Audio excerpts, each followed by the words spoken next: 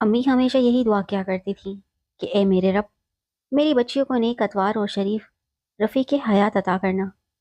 میں نے بھی کبھی زیادہ دولت کی خواہش نہیں کی تھی، البتہ سکون اور صحت کی دعا ضرور مانگتی تھی۔ اللہ تعالیٰ نے دعا قبول کی اور میری شادی ایک پڑھے لکھے تعلیم یافتہ شخص سے ہو گئی جو نیک اتوار تھے اور شریف و نفس بھی۔ جیسی زندگی کی تمنا کی تھی ویسی ہی مجھے مل گئی۔ سکون اور طمانینت بھرے ماحول میں شب و روز گزرنے لگے۔ شوہر کا سچا پیار پا کر جتنا بھی شکر ادا کرتی کم تھا۔ شادی کے 3 سال اس طرح گزرے کہ پتہ بھی نہ چلا اور میں 2 بچوں کی ماں بن گئی۔ اب اماں کو ماہم کی فکر ہوئی۔ میرے بڑے بھائی بینک میں ملازمت کرتے تھے۔ اسی بینک میں ہمارے ایک دور کے کزن ہمایوں کا تبادلہ ہوا۔ یوں اس سے بھائی کی دوستی ہو گئی۔ انہوں نے ذکر کیا کہ ان کا چھوٹا بھائی ملازمت کی تلاش میں ہے۔ بھائی منیر احمد چونکہ بینک میں اچھے عہدے پر تھے، انہوں نے ہمایوں کے چھوٹے بھائی منیب کو اسٹور کیپر لگوا دیا۔ کیونکہ اس کی تعلیم واجبی سی تھی، ہمایوں نے منیب کے بارے میں بتایا یہ بیمار رہا تھا، اس لیے ایف اے سے آگے نہ پڑھ سکا۔ اب پرائیویٹ گریجویشن کر لے گا تو اچھی نوکری پر لگ جائے گا۔ ایک دن ان کی والدہ نے منیب کے لیے ماہم کا رشتہ مانگ لیا۔ ہمارے والد حیات نہ تھے، گھر کے سربراہ بڑے بھائی تھے، لہٰذا انہوں نے بہن بھائیوں سے مشورہ کیا، پھر ماہم سے بھی پوچھا۔ اس نے رشتے پر رضامندی ظاہر کر دی کیونکہ منیب ایک خوبصورت نوجوان تھا اور قد کاٹ بھی کھلاڑیوں جیسا تھا۔ وہ ایک متاثر کرنے والی شخصیت کا مالک تھا۔ اس میں کوئی خرابی نظر نہیں آ رہی تھی سوائے اس کے کہ کم تعلیم یافتہ تھا۔ سوچا کہ جب گریجویشن کر لے گا تو بھائی اسے بینک میں اچھی پوسٹ پر لگوا دیں گے۔ جب میں نے اپنے شوہر کو اس معاملے سے آگاہ کیا تو انہوں نے برملا ناراضگی کا اظہار کیا اور بولے، مناہل یہ کیا پاگل پن ہے؟ کہاں مہم، کہاں منیب، ایک تو لڑکے کی تعلیم کم، پھر وہ لڑکی سے 12 برس بڑے ہیں۔ دلی طور پر میں ان کی بات سے متفق تھی، مگر بنی بنائی بات بگاڑنا بھی میرے بس کی بات نہیں تھی۔ شوہر کی بات یہ کہہ کر ٹال دی کہ منیب اچھی صحت کا مالک ہے، تبھی زیادہ عمر کا لگتا ہے، اتنی عمر نہیں ہے، اور اپنی خوبصورتی کی وجہ سے ماہم کو بھی پسند ہے۔ ابا کا سایہ سر پر نہیں ہے۔ امی نے بات پکی کر دی ہے، مٹھائی بھی بانٹی جا چکی ہے۔ اب میں اور آپ نہ بولیں گے۔ میری بات پر میرے سمجھدار شوہر نے چپ سادھ لی۔ یوں ماہم کی شادی منیب سے ہو گئی۔ ماہم بھی میری طرح صابر اور خدمت گزار لڑکی تھی۔ والدہ نے ہمیں یہی تربیت دی تھی کہ سسرال میں صبر و اخلاق سے گھل مل کر رہنا اور شوہر کی عزت کرنا، اپنے رفیق حیات کا ہر طرح سے خیال رکھنا، کیونکہ گھر بنائے رکھنے کے لیے کچھ نہ کچھ قربانی دینی پڑتی ہے۔ ان نصیحتوں کو گرہ میں باندھ کر ماہم سسرال گئی اور وہاں رچ بس گئی۔ منیب نے شادی کے لیے چند دن کی چھٹیاں لی تھیں۔ دلہن کو گھمایا پھرایا، چونکہ شادی کے اخراجات کے لیے کچھ رقم ادھار لی تھی، لہٰذا جلدی دوبارہ ڈیوٹی جوائن کر لی اور ماہم گھرداری میں لگ گئی۔ کبھی کبھی شام کو وہ دونوں ہمارے گھر بھی آ جاتے، تبھی میں محسوس کرتی کہ میرے میاں کا رویہ ہمسلف کے ساتھ سرد مہری کا ہے، مگر خاموش رہتی۔ دیکھ رہی تھی کہ میری بہن خوش و خرم ہے، جب ملنے آتی ہے تو ایک نئی گاڑی میں آتی ہے۔ میں نے کئی بار پوچھا بھی کہ تم واقعی خوش اور مطمئن ہو؟ اللہ کا بڑا کرم ہے آپا، میں بہت خوش ہوں، وہ جواب دیتی۔ رفتہ رفتہ ماہم نے میرے گھر آنا کم کر دیا۔ ظاہر ہے میرا شوہر اور بچوں کا ساتھ تھا، یوں کافی عرصے تک اس سے ملاقات نہ ہو سکی۔ ایک دن جب میں مائکے پہنچی تو پتہ چلا کہ منیب نے بینک کی نوکری چھوڑ دی ہے۔ اب وہ کسی دوست کے ساتھ کاروبار کر رہے ہیں۔ ماہم سے فون پر بات ہوئی تو اس نے بھی تصدیق کر دی۔ کچھ ہی دنوں بعد یہ منحوس خبر ملی کہ ماہم کے گھر ڈاکہ پڑ گیا ہے۔ میں نے یہ بری خبر اپنے میاں کو سنائی تو وہ فوراً اس کے گھر چلنے کو تیار ہو گئے تاکہ حقیقت کا پتہ لگائیں۔ معلوم ہوا 10 بجے منیب گھر سے شو روم گئے۔ ان کے بڑے بھائی ہمایوں پہلے ہی بینک جا چکے تھے۔ منیب کے جانے کے آدھ گھنٹے بعد بیل بجی تو ان کی والدہ نے دروازہ کھولا، تبھی 4 افراد نقاب چڑھائے اندر گھسے اور ہتھیار نکال کر خواتین کو واش روم میں دھکیل کر باہر سے کنڈی لگا دی اور دھمکی دی کہ اگر چلائیں تو شوٹ کر دیں گے۔ لٹیروں نے گھر کا تمام قیمتی سامان، زیورات، نقدی، حتیٰ کہ صوفہ سیٹ تک اٹھا لیا اور سب کچھ لوٹ کر لے گئے۔ کافی دیر بعد محلے والوں نے دیکھا کہ گیٹ پورا کھلا ہوا ہے اور کوئی نظر نہیں آ رہا، تو چند لوگ اندر آ گئے اور واش روم سے آوازیں سن کر گھر کی خواتین کو آزاد کیا۔ بقول محلے والوں کے وہ یہ سمجھے تھے کہ شاید گھر تبدیل کیا جا رہا ہے، اسی لیے ٹرک میں سامان لادا جا رہا ہے۔ بہرحال جو ہونا تھا وہ ہو گیا۔ واردات کے تھوڑی دیر بعد منیب آ پہنچے۔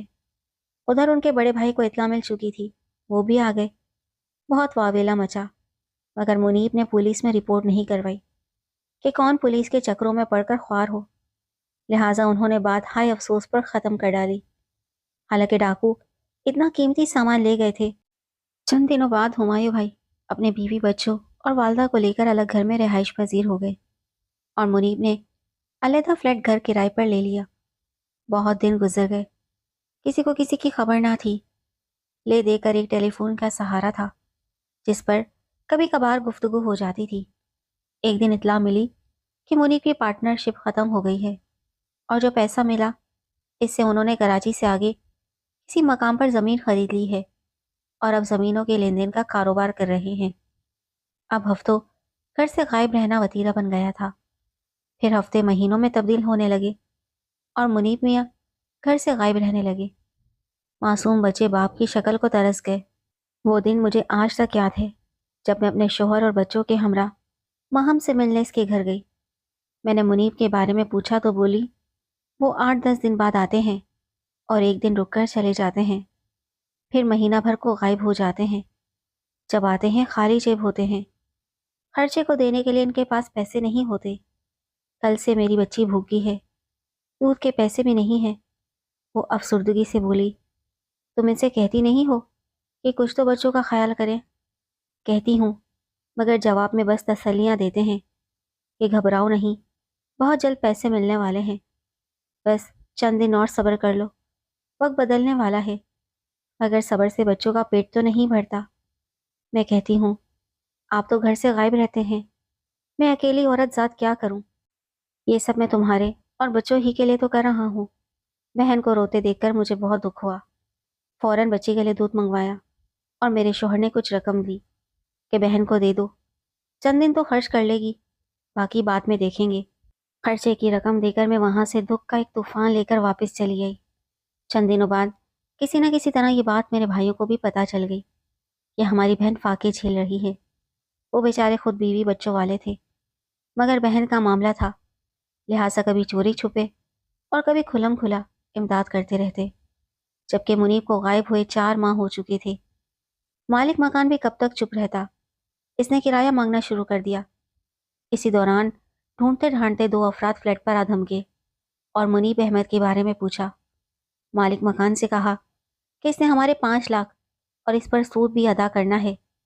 بیچارے مالک مکان نے سمجھا بجھا کر کسی طرح ان کو چلتا کیا کہ منیب گھر میں موجود نہیں، اس کے بیوی بچے ہیں، تم فون نمبر دے جاؤ، جو ہی وہ آئے گا میں تم کو اطلاع کر دوں گا۔ 2 روز گزرے تھے کہ 2 پڑھے لکھے شریف آدمی آ گئے۔ کہا کہ منیب نے ہم سے گاڑیوں کا سودا کیا تھا، نہ گاڑیاں دی اور نہ رقم لوٹائی۔ وہ دروازے پہ کھڑے احتجاج کر رہے تھے۔ عجب صورتحال تھی۔ ماہم بیچاری نے گھبرا کر بھائیوں کو فون کیا۔ بھائی فوراً ماہم کے گھر روانہ ہو گئے۔ ان کے پہنچتے ہی 3 بندے اور آ گئے، وہ بھی 5 لاکھ کا تقاضا کر رہے تھے جو منیب نے ان سے قرض لیے تھے۔ چونکہ مالک مکان نیچے رہتا تھا لہٰذا وہ بھی باہر آ گیا۔ اس نے کہا بھائیوں میں اس مکان کا مالک ہوں اور اوپر کا پورشن میں نے منیب کو کرائے پر دیا ہوا ہے۔ اس نے مجھے بھی 5 ماہ کا کرایہ ابھی تک نہیں دیا ہے۔ جو ایڈوانس دیا تھا وہ کرائے میں کٹ گیا ہے، میں بھی اس کے آنے کا انتظار کر رہا ہوں۔ اس کی بیوی اور چھوٹے بچے گھر میں ہیں، ان سے کیسے خالی گھر کرواؤں جب تک وہ خود نہیں آ جاتا۔ اب ہر ایک کے سامنے بھائی پیش ہوئے۔ میرے بھائیوں کی جو بے عزتی اور رسوائی ہوئی، اس باعث ماہم اور زیادہ پریشان ہو گئی۔ اس کا بس نہیں چلتا تھا کہ خودکشی کر لے اور اس ذلت بھری زندگی سے نجات پالے، مگر بچوں کا ساتھ تھا۔ منیب سے شادی اس نے گھر سے بھاگ کر نہ کی تھی، بھائیوں نے خود کروائی تھی، تو اب دکھ سکھ کے بھی وہی ذمہ دار تھے۔ فوری طور پر گھر کا تمام اثاثہ نیلام کر کے کچھ کو گارنٹی کچھ کو نقد رقم دے کر بھائیوں نے جان چھوڑائی اور ماہم کو بچوں سمیت گھر لے آئے۔ میرے بھائیوں نے اس کے جیٹھ ہمایوں سے رابطہ کیا، ان کی والدہ سے بھی بات کی۔ ہمایوں بولے ہمارے لیے تو منیب میاں اسی دن مر گئے تھے जिस दिन वो बैंक का कर्जा लेकर नौकरी से भागे थे। न जाने किस किस तरह से मैंने वो कर्जा अदा करके अपनी नौकरी बचाई है। 5 माह बाद एक रोज अचानक मुनीब वारिद हुए। हुलिये से लगता था जैसे कोई कैदी रिहाई पाकर आया है, वो भी पैदल तवील मुसाफत तय करके। भाई और भाभियां तो बिल्कुल राजी ना थी कि इनको घर के अंदर आने दिया जाए, मगर अम्मी आड़े आ गई। कहा कि अभी आने दो, बात तो करने दो, मेरी बेटी और इसके बच्चों की जिंदगी भर का मामला है। अम्मी के कहने सुनने पर इन्हें अंदर लाए, तहम्मुल से काम लिया, इज्जत से बिठाया, खाना वगैरह दिया और मोहलत दी कि इनके हवास बहाल हों तो बात करें। रात को तो वो सो गए। सुबह उठते ही बीवी से झगड़ने लगे कि तुमको मेरे आने तक घर नहीं छोड़ना चाहिए था। हवा कुछ भी हो जाता, तुम्हारे भाइयों ने ज्यादती की है। मेरा वो तमाम एक पोर्ट शुदा सामान था जिसको तुम्हारे भाइयों ने ओने पोने बेच दिया। फिर चंद कागजात निकाल कर दिखाए कि ये देखो, मैंने फैक्ट्री के लिए ज़मीन खरीदी है। कारोबार में मुनाफा भी होता और खसारा भी। हिम्मत करने से इंसान फिर से गिरकर संभल जाता है। मैंने कर्ज लिया था तो मुझे ही उतारना था। तुम्हारे भाइयों ने क्यों ऐसी उजलत दिखाई और तुमको उठाकर अपने घर ले आए। इसी तरह बगैर नाश्ते के घर से चले गए। महम ने भाइयों को शौहर का अहवाल कहा कि मुझे अब तक इनकी बातों का यकीन नहीं आ रहा है। भाइयों ने भी कहा कि ये शख्स झूठा है, लोगों के साथ भी फ्रॉड किया है और अब पछताता फिरता है। इसका कोई भरोसा नहीं, तुम सोच लो कि इसके साथ रहना है या नहीं। एक दिन रात 12 बजे मुनीब मेरे घर आ धमके। मेरे शौहर तो पहले ही उनको पसंद नहीं करते थे, लेकिन चूंकि रिश्तेदारी का मामला था तो बादल ख्वास्ता घर में बिठाया। आओ भगत की गुफ्तगू शनीद हुई तो कहने लगे, मैं बस 2-4 दिन में किराए का मकान ले रहा हूँ। आप लोग महम को समझाइए, मैं इसका हर तरह ख्याल रखूँगा, वो मेरे साथ चले। मैंने फैक्ट्री का लाइसेंस भी ले लिया है, कब तक भाइयों के दर पर पड़ी रहेगी। आपने इसका तमाम जेवर ले लिया था, वो कहाँ गया? मैंने पूछा। बेचकर कारोबार में लगा दिया, इससे जो मुनाफा हुआ तो ज़मीन ले ली। अब ज़मीन फसल दे रही है, वहाँ फैक्ट्री लगा रहा हूँ। बस जल्द हमारे दिन फिर जाएंगे। तुम्हारे 3 बच्चे हैं मेरे भाई, वो तुम्हारी शफकत से महरूम, रात दिन तुम्हारी राह देखते रहते हैं। कभी तुमने इनकी खैर खैरियत मालूम ना की। कहाँ से बीवी खर्चा पूरा करती है। बच्चे अभी तक स्कूल नहीं जा पाए। बीवी दाल दलिए के लिए किस किस का मुंह देखती है। रिश्तेदारों की मर्जी, दे ना दे। जहेज में भाइयों ने जायदाद के हिस्से में से 2 दुकानें महम को दी कि किराया आएगा, नहीं तो ज़रूरत के वक्त तुम इन पर बैठकर रोजी रोटी पूरी कर लोगे, किसी के मोहताज ना रहोगे। वो दुकानें भी तुमने बेच दी, बीवी का सारा जेवर बेच दिया। कारोबार तुम्हारा फिर भी ना चला। मेरे मियाँ ने पूछा, सच बताओ, आखिर तुम ऐसा कौन सा कारोबार करते हो कि खसारा ही होता है, मुनाफा नहीं आता और तुम लाखों के मकरूज अलग हो। इस तरह तो घर गृहस्थी नहीं चलती भाई। भाई साहब, ये सब वक्ती मुश्किलात हैं, आगे चलकर सब ठीक हो जाएगा। बस अब अच्छे दिनों की शुरुआत समझें, मुझ पर एक मेहरबानी करें। इसकी वालदा और भाइयों को समझाएं कि वो मेरी बीवी बच्चों को मेरे साथ भेज दे। तुम बच्चों को कहाँ ले जाओगे? मैंने पूछा। अपने साथ घर ले जाऊंगा, जहाँ मेरी फैक्ट्री है वहाँ घर बना लिया है। फिलहाल छोटा सा 2 कमरों का ठिकाना है। मुनीब, तुम इतने बरस बीवी बच्चों को रुलाते रहे, यहाँ नहीं संभाल सके तो वहाँ वीराने में अकेली अपनों से दूर कैसे रहेगी? बच्चों की तालीम का क्या होगा? यहाँ अपने तो हैं कि बुरे वक्त में देखभाल कर लेते हैं, वहाँ की खबर कौन लाएगा? यहाँ शहर में ही कोई घर सेट कर लो, हम खुद महम और बच्चों को तुम्हारे घर ले आएंगी। वो कहने लगे, ठीक है, मैं घर ले लेता हूँ, हफ्ता भर लगेगा इसे सेट करने में, तभी आकर ले जाऊंगा, लेकिन आप अपने वादे पर कायम रहेगा। बातों बातों में रात के 2 बज गए तो मेरे मियाँ ने कहा कि इनको गेस्ट रूम में सुला दो, अब इतनी रात गए किधर जाएंगे। सुबह मैंने नाश्ता दिया और वो जाते जाते यकीन दहानी करा गए कि बस 3-4 रोज में ही आ रहा हूँ बीवी बच्चों को लेने। मगर अफसोस, सद अफसोस, वो झूठा शख्स फिर ना लौटा। दिन पर दिन गुजरते गए, मेरी बहन की आंखें धुंधला गईं।